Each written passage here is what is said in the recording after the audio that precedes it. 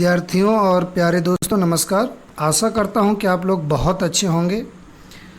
मैं हूं शैलेंद्र, ज्ञान मंजरी में आपका स्वागत है। विद्यार्थियों, कई दिनों से बात चल रही थी और आप लोग की क्वेरीज आ रही थी। आप लोग पूछ रहे थे कि सर रिजल्ट कैसे बनेगा, अंक कैसे जोड़े जाएंगे। तो ये बहुत सारी बातें हो रही थी और मैंने आपसे तब यही कहा कि डिटेल्स आने दो। तो सीबीएसई ने एक नोटिफिकेशन इशू किया है। मैं अभी तक इसीलिए इस बारे में बहुत कुछ कह नहीं रहा था, क्योंकि मैं बराबर ये चीज़ सोच रहा था कि जब नोटिफिकेशन आ जाए, जब एथेंटिक सूचना आ जाए तभी मैं आपसे बात करूं। तो आ गया है नोटिफिकेशन, 25 तारीख का है कि आपका रिज़ल्ट कैसे बनेगा, आपके अंक कैसे जुड़ेंगे। तो आज हम लोग इसी पर बात करेंगे। आइए शुरू करते हैं। विद्यार्थियों, यहाँ पर आप देख पा रहे हैं केंद्रीय माध्यमिक शिक्षा बोर्ड सीबीएसई का ये नोटिफिकेशन है और 25 जून को ही रिलीज़ किया गया है। तो आइए हम देखते हैं इसके बारे में कि इसमें क्या कहा गया है और कैसे हम मूल्यांकन होगा, कैसे रिजल्ट बनेगा। तो इस पर बात की गई है। तो आइए देखते हैं इसके बारे में। सबसे पहले इसमें देखिए, जो पहला पॉइंट लिखा हुआ है उसमें ये कहा गया है कि जो examinations for classes 10th and 12th which are scheduled from 1 July to 15 2020 stand cancelled. यानी जो 10वीं और 12वीं के जो 1 से 15 जुलाई तक के एग्ज़ाम निर्धारित थे वो कैंसिल किए जाते हैं। सुप्रीम कोर्ट में मामला चल रहा था, आप लोगों को पता है, ठीक है। तो निर्णय यही आया था कि ये परीक्षाएं रद्द कर दी जाएंगी। इसके बाद आपका असेसमेंट कैसे होगा, तो सेकंड पॉइंट में देखिए दिया हुआ है, आप इसको देख सकते हैं कि assessment of the performance of student in the cancelled examination will be done based on assessment scheme as suggested by competent committee of CBSE for declaration of result for both class 10th and 12th. The said scheme is mentioned in para 7 below. तो para 7 में दिया गया है कि आपका कैसा assessment किया जाएगा, किस ढंग से असेसमेंट किया जाएगा, ये पैरा 7 में हम लोग देखेंगे। लेकिन तब तक बाकी की बातें हम देख लेते हैं। और वो ये है कि जैसा कि आपको बताया गया, सबसे पहला तो एग्ज़ाम कैंसिल कर दिए गए हैं और आपका जो असेसमेंट होगा वो देखिए 3rd नंबर पर लिखा हुआ है कि 15 जुलाई को आपका रिज़ल्ट अनाउंस किया जाएगा। Results based upon the aforesaid assessment scheme will be declared by 15 जुलाई 2020। ठीक है, तो ये किया जाएगा और साथ ही इसके लिए एक हायर कमेटी का गठन किया गया है, तो वो डिसाइड करेगी, ऐसा करके इसमें कहा गया है। और उसके बाद देखिए यहाँ पर जो क्लास 12th के लिए है, ठीक है, इसमें क्या करना है, देखिए कि conduct an optional examination in the subjects whose examination were scheduled to be conducted from 1 to 15 July 2020 as soon as conditions are conducive। अगर आपकी सिचुएशन सामान्य होंगी तो आपको ऑप्शन दिया जाएगा कि आप जो है एग्ज़ाम दे सकते हैं। अगर नहीं देना चाहें तो भी कोई बात नहीं, अगर देना चाहें तो अपियर हो सकते हैं। उसके लिए बाद में आपको बताया जाएगा, जब भी आपको अपियर होना होगा तो स्टेट गवर्नमेंट, सेंट्रल गवर्नमेंट जैसा भी आदेश आगे आएंगे। अगर आप अपियर होना चाहते हैं तो, अगर नहीं अपियर होना चाहते हैं तो कोई बात नहीं, ठीक है। तो ये चौथा पॉइंट था।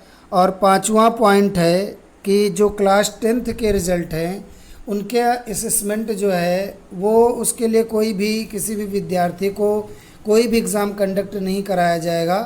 वैसे अधिकतर एग्ज़ाम हो भी गए थे क्लास 10th के, तो कोई भी अगला एग्ज़ाम कंडक्ट नहीं कराया जाएगा और जो भी हो गए उसी के आधार पर रिज़ल्ट डिक्लेयर किया जाएगा, रिज़ल्ट घोषित किया जाएगा। तो 5वें पॉइंट में था। उसके बाद फॉर क्लास 12th की जो 2 स्थितियां हैं कि अगर आप एग्ज़ाम देना चाहते हैं तो एक स्थिति तो वो है, और अगर नहीं देना चाहते हैं तो दूसरी स्थिति वो है। तो अगर देना चाहते हैं तो सेकंड पॉइंट में जो लिखा था उसके अनुसार चलेंगे, और जो नहीं देना चाहते हैं तो फिर चौथे कॉलम के हिसाब से हम लोग चलेंगे। देखिए, आइए पैरा 7 में देखते हैं कि किस ढंग से आपका असेसमेंट होगा। तो देखिए, पैरा 7 में असेसमेंट स्कीम क्या है। सबसे पहले ए पार्ट में लिखा हुआ है कि for the student of class 10th and 12th who have completed all their examination, their results will be declared based on their performance in the examination। तो ये बात 10th और 12th दोनों के लिए ही लागू होती है कि अगर आपके एग्ज़ाम पूरे हो गए हैं तो फिर आपका रिज़ल्ट जो भी एग्ज़ाम कंडक्ट कराए जा चुके हैं उन्हीं आधार पर घोषित किया जाएगा। आपके एग्ज़ाम पूरा हो गए हैं तो जो भी उसकी कॉपियाँ चेक हुई हैं उनमें जो भी नंबर मिले हैं उसी आधार पर आपका रिज़ल्ट अनाउंस किया जाएगा।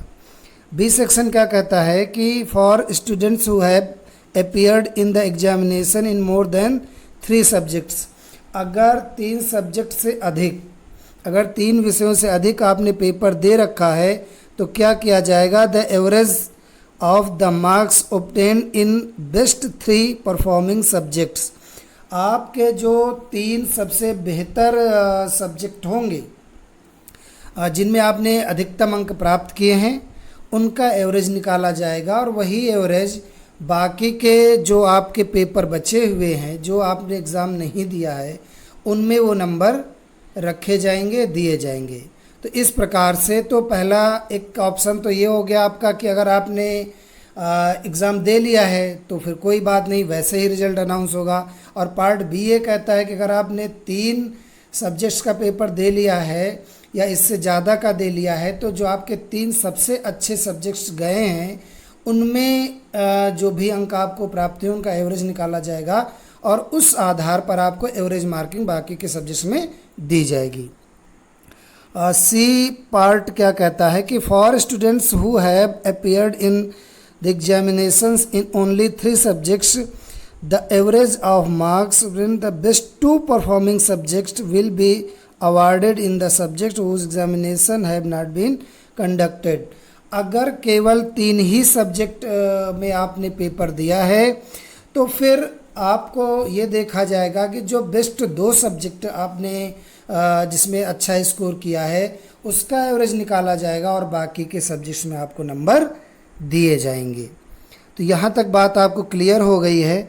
और इसके बाद डी सेक्शन देखिए कि इसमें क्या दिया गया, और लास्ट पार्ट इसका कि there are any few students of class 12th mainly from Delhi, ये दिल्ली के स्टूडेंट के लिए है कि वहाँ पर एग्ज़ाम कंडक्ट नहीं हो पाए थे तो वहाँ के विद्यार्थियों के लिए है। Who have appeared in the examination in only 1 or 2 subjects, their results will be declared based on performance in appeared subjects and performance in the internal practical project assessments. अगर 1 या 2 सब्जेक्ट में आपने अपीयर किया है या नहीं किया है तो ऐसे विद्यार्थियों का रिजल्ट का असेसमेंट होगा जो है इंटरनल जो एग्ज़ाम आपने दे रखे हैं उनके बेस पर, या जो प्रैक्टिकल है प्रोजेक्ट असेसमेंट हुआ है उनके आधार पर आपको मार्किंग की जाएगी, उनके आधार पर आपको नंबर दिए जाएंगे। तो इस हिसाब से जो है आपका रिजल्ट बनाया जाएगा। मुझे लगता है कि आपको बातें पूरी तरीके से समझ में आई होंगी, और जो भी अभी तक के आपके प्रश्न रहे हैं उनका समाधान हुआ होगा। तो चलिए, ढेर सारी शुभकामनाएं आपको अच्छे और बेहतर परिणाम के लिए। अभी से बधाई, और मिलते हैं अगले वीडियो में अगली सूचना के साथ या फिर अगले पाठ के साथ। सभी को धन्यवाद।